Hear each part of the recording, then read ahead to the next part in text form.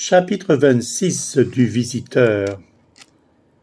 J'avais répondu à l'invitation de Louise dans le but d'en finir une fois pour toutes avec cette relation, qui ne m'apportait que du dégoût. J'avais accepté ce petit jeu sordide par pitié pour elle, mais aussi par peur de perdre Romain, du fait qu'elle exerçait à cet effet un subtil chantage.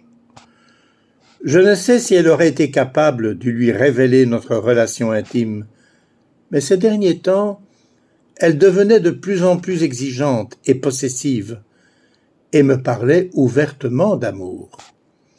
Mon erreur fut de ne pas corriger ses dires et la laisser s'enfoncer dans l'imaginaire d'une véritable relation amoureuse. Comme à chaque visite, je fus accueilli par la cérémonie du champagne. Elle était enjouée et particulièrement bavarde, un peu nerveuse.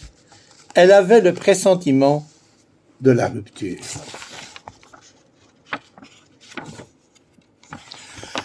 Je savais très bien qu'après la conversation, elle viendrait s'asseoir auprès de moi, dans le divan, que sa main se promènerait d'une manière distraite sur ma cuisse, pour devenir de plus en plus audacieuse, me contraignant ensuite à la rencontre de ses lèvres, chargées d'un rouge à lèvres gras et odorant.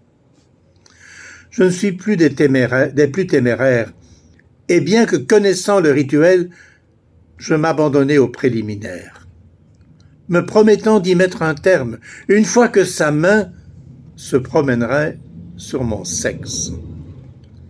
Rassemblant tout mon courage, je saisis son poignet et lançai avec force « Non !» En une fraction de seconde, je la vis se redresser, me dire « Tu me fais mal, petit con !» et quitter le divan comme mue par un ressort. Je restai pétrifié, incapable de réagir, subissant un flot d'insultes concernant mon comportement et, curieusement, sur mes performances au lit, qu'elle jugeait soudain inexpérimentées et dérisoires. J'attendais qu'elle aborde la question du capitaine. Je ne dus attendre longtemps.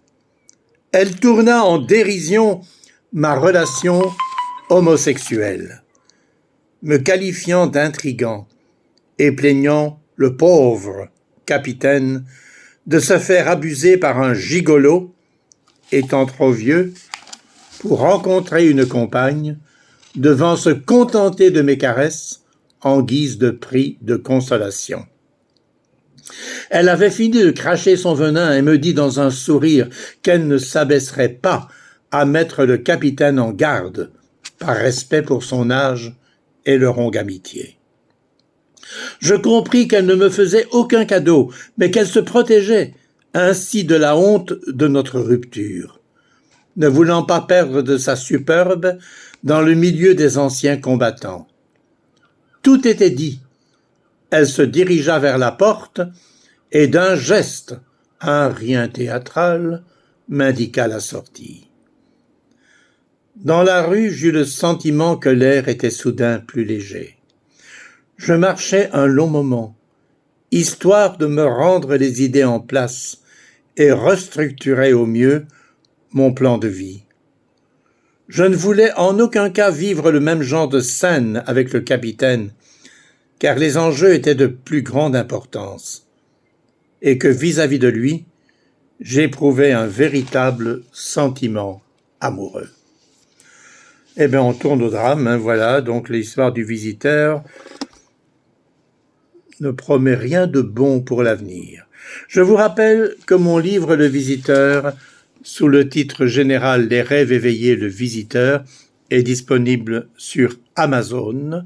Vous pouvez le commander aussi sur lulu.com en version papier et en version digitale.